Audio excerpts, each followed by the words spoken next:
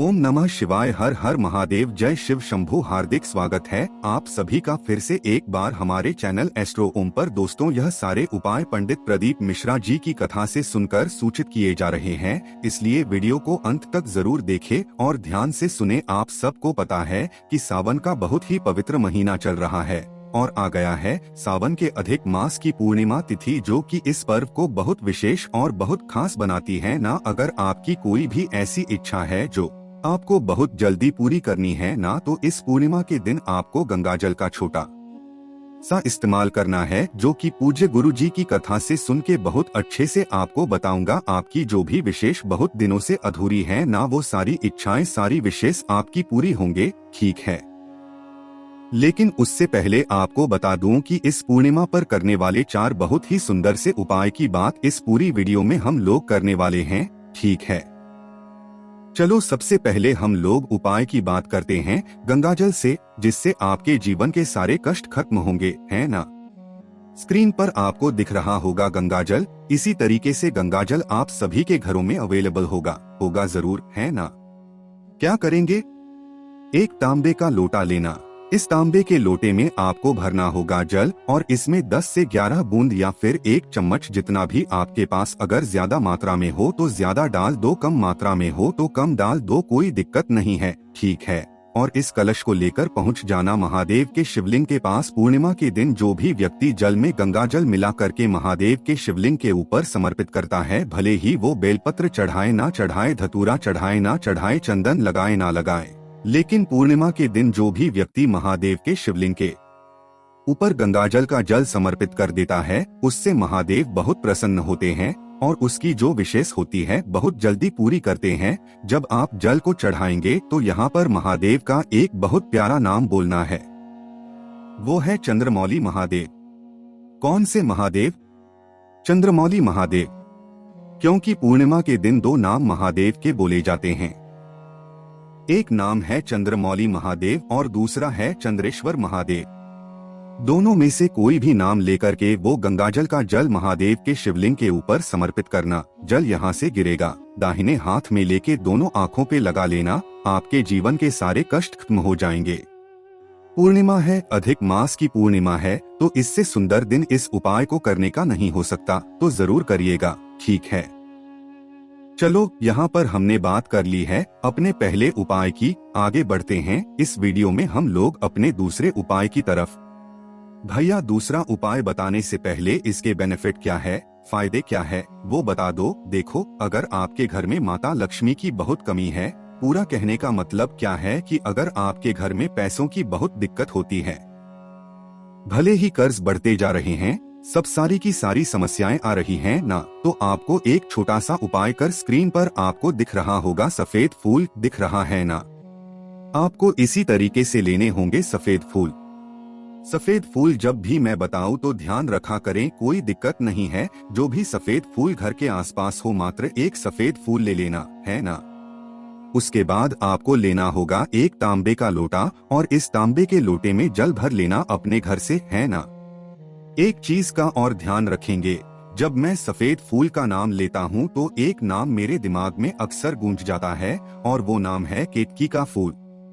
भूलकर भी गलती से भी अपने में भी केतकी का फूल लेकर के महादेव के शिवलिंग के ऊपर अगर आपने समर्पित कर दिया तो 1000 गौ हत्या का पाप लगता है। यहाँ पर फोटो आपको दिख रही होगी केतकी के फूल की, यही होती है। ये फूल कहीं पर भी दिख जाए तो इस फूल को महादेव के शिवलिंग पे मत चढ़ाना, बाकी कहीं पर भी चढ़ा दो, कोई दिक्कत नहीं है, बस महादेव के शिवलिंग के ऊपर मत चढ़ाना वरना बहुत पाप लगता है, ठीक है। बस ये थोड़ा समझाना था मुझे। तो यहाँ पर आपने जल ले लिया, अब इन दोनों चीजों को लेकर पहुंच जाना महादेव के शिवलिंग के पास। शाम के प्रदोष काल में कब जाओगे? पूर्णिमा के दिन शाम के टाइम पे प्रदोष काल में पहुंचना। फेस रखना उत्तर दिशा यानी कि नॉर्थ डायरेक्शन। जो आपके पास में एक सफेद फूल है ना, उसको महादेव के शिवलिंग के ठीक ऊपर समर्पित कर देना। श्री शिवाय नमस्ते ध्यान करते हुए डंडी होगी बाहर की तरफ और पत्ती का मुख होगा, फूल का मुख होगा, वो होगा आपकी तरफ, ठीक है। समर्पित कर दिया। समर्पित करने के बाद क्या करेंगे, आपको एक लोटा जल उसी के ऊपर समर्पित करना है। जो सफेद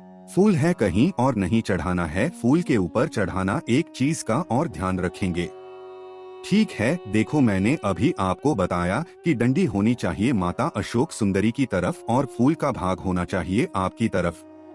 लेकिन यहाँ पर थोड़ा सा परिवर्तन करेंगे, जो डंडी होगी वो ऊपर की तरफ रख देना। जैसे फूल ऐसे होता है ना, ऐसे करके फूल होता है, तो फूल को महादेव के शिवलिंग के पे टच करना और जो डंडी का भाग होगा या तो आप अपनी तरफ रखना या ऊपर की तरफ करना। इस तरीके से फूल चढ़ाया जाता है। मेरी थोड़ी सी गलती हो गई। इतना करने के बाद एक लोटा जल जो भी व्यक्ति के ऊपर समर्पित कर देता है, उसके घर में हमेशा माता लक्ष्मी का वास बना रहता है। कभी भी उनके घर में पैसों को लेके कोई प्रॉब्लम नहीं होती। समझ में आई क्या बात? तो इस उपाय को जरूर करेंगे। 2 उपाय की बात करिए जो कि काफी इजी, बहुत ज्यादा आसान थे, है ना? आगे बढ़ते हैं इस वीडियो में हम लोग अपने तीसरे उपाय की तरफ। लेकिन तीसरा उपाय क्या है, इसके क्या फायदे हैं, उससे पहले एक छोटा सा काम और वो है वीडियो को करिए लाइक। जितने भी भाई बहन मेरी आवाज पहली बार सुन रहे हैं, चैनल को सब्सक्राइब जरूर करिएगा, ठीक है?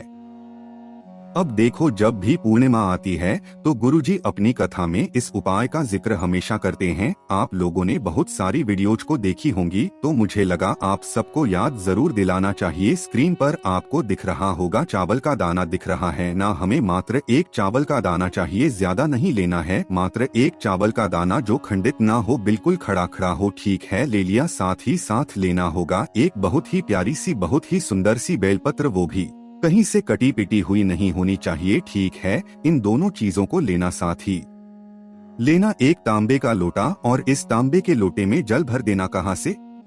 अपने घर से, है ना? इन तीनों चीजों को लेकर पहुंच जाना महादेव के शिवलिंग के पास। फेस रखोगे उत्तर दिशा, नॉर्थ डायरेक्शन, ठीक है? कोई भी एक दिशा डिसाइड कर ले। जैसे मैंने डिसाइड किया है कि मैं यहाँ खड़े होकर के चढ़ाऊंगा, तो जिस जगह पे खड़े होके चढ़ाओगे वही जगह बेलपत्र भी चढ़ाओगे, उसी जगह से खड़े होकर चावल का दाना भी चढ़ाओगे, ठीक है? तो देखो फिर क्या करेंगे। सबसे पहले जो एक चावल का दाना है वो महादेव के शिवलिंग के ऊपर श्री शिवाय नमस्तुभ्यम का ध्यान करते हुए समर्पित करना, ठीक है? पहला समर्पित कर दिया। अब क्या करेंगे, उसी चावल के दाने के ऊपर जिस जगह से चावल के दाने को चढ़े खड़े होकर के समर्पित किया है, उसी जगह पे खड़े होकर के उस एक बेलपत्र को भी आपको उसी चावल के दाने के ऊपर समर्पित करना होगा। चंद्रेश्वर महादेव का नाम लेके या फिर चंद्रमौली महादेव, नाम याद रखना।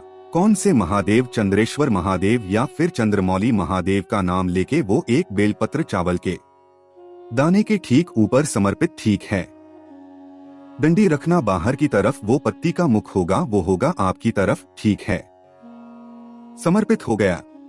उसके बाद जो एक लोटा जल आप अपने घर से लेके आए हैं, अपनी मनोकामना कहते हुए, जिस भी वजह से बहुत दिनों से परेशान हो, आपके वृक्ष पूरी नहीं हो रही है, आपकी इच्छा अधूरी रह जा रही है, उस कामना से एक लोटा शुद्ध जल तांबे के लोटे से उसी बेलपत्र के ऊपर बिल्कुल स्लो मोशन धीरे धीरे अपनी कामना कहते हुए का ध्यान करते हुए समर्पित करना। जो जल होगा बहता हुआ जलाधारी से नीचे गिरेगा। इस जल को अपने दाहिने हाथ में लेना और लेकर के आप अपने दोनों आंखों पे लगा लेना। आपकी जो भी विशेष होंगी, जो भी इच्छाएं होंगी, महादेव बहुत जल्दी पूरी करेंगे, ठीक है?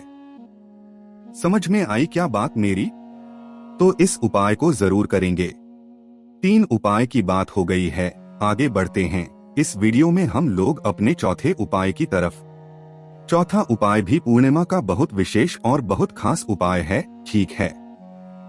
कैसे करना है, उससे पहले एक छोटा सा रिक्वेस्ट है आप सभी से कि मैं इस टाइम पे आ गया हूँ फेसबुक पे भी, तो आप लोग में से जिस किसी को भी मुझसे फोन पे बातें कर रही हैं, मैसेज करनी है, तो आप मुझे फेसबुक फॉलो कर सकते हैं, एस्ट्रो ओम, ठीक है? चलो अब सबसे पहले बताते हैं इस चौथे उपाय का बेनिफिट क्या है, फायदा क्या है। इसका एक फायदा बहुत बड़ा है, वो है परिवार को खुश करने का, ठीक है? खुश करने का क्या मतलब है कि आज के टाइम पे बहुत सारे ऐसे घर देखे गए हैं जिनके घर में हर छोटी बातों को लेके ना आपस में लोग लड़ते रहते हैं, चाहे हस्बैंड वाइफ की बात करते हैं, भाई बहन की बात करते हैं, माता पिता की बात करें, यानी कि घर में हमेशा खटपट मची रहती है। एक दिन तो 3 दिन लड़ाई होगी, 3 दिन शांत रहेगा, 10 दिन लड़ाई होगी, ऐसा सिचुएशन होता है ना। आप क्या करेंगे? पूर्णिमा के दिन इस तरीके से खीर बनाएंगे, ठीक है? क्या करेंगे? ऐसे खीर बनाएंगे, आप सभी के घर में कहीं पर भी भगवान सत्यनारायण की कोई फोटो मूर्ति प्रतिमा या फिर भगवान विष्णु की कोई फोटो मूर्ति प्रतिमा हो, उनके सामने ले जाकर के आपको इस खीर का भोग लगाना है, ठीक है? खीर का भोग लगा दिया, हाथ जोड़ करके उनसे विनती कर लेना कि हमारे पूरे परिवार को एकत्रित कर दे, जिससे हमारा परिवार हमें एकता में रहे, कभी भी हम लोग के बीच में लड़ाइयाँ ना हो, कभी हम लोग के घर में क्लेश ना हो। इस तरीके से कामना करके खीर का भोग लगाना, ठीक है? जब आप कामना करें तो खीर को वहाँ पे छोड़ कर के वापस नहीं आना है, खीर को वहीं पे रखा रहने दे। जब कामना आपकी, मतलब जब आप अपनी कामना कह चुके हैं, इस खीर को उठाए, ठीक है? जितना भी खीर आपने बनाया है, एक चम्मच या फिर एक कटोरी ज्यादा मात्रा में बनाया तो एक कटोरी बना करके उस पूरे परिवार में जितने भी सदस्य वर्तमान समय में रहते हैं उनको खिला देना। आप नहीं मानेंगे, इस पूर्णिमा के दिन खिलाओगे, अगली पूर्णिमा तक आपको खुद फर्क नजर आ जाएगा। ये बात गुरुजी ने कई बार अपनी कथा में बताई है। अगर आप नियमित रूप से सुनते होंगे कथा को तो आपको ये बातें याद जरूर आई होगी, ठीक है? करके देखिएगा, आपके घर में कभी लड़ाई झगड़े में होंगे, हमेशा प्रेम बना होगा। कोशिश की मैंने अच्छा समझाने की। वीडियो पसंद आई हो तो लाइक कर दीजिएगा। कुछ पूछना हो, नहीं समझ में आया, नीचे कमेंट में पूछे। और जितने भी लोग अचानक से चैनल पे आए, मेरी आवाज पहली बार सुन रहे हैं तो चैनल को सब्सक्राइब करिएगा। ओम नमः शिवाय, हर हर महादेव, जय शिव शंभू।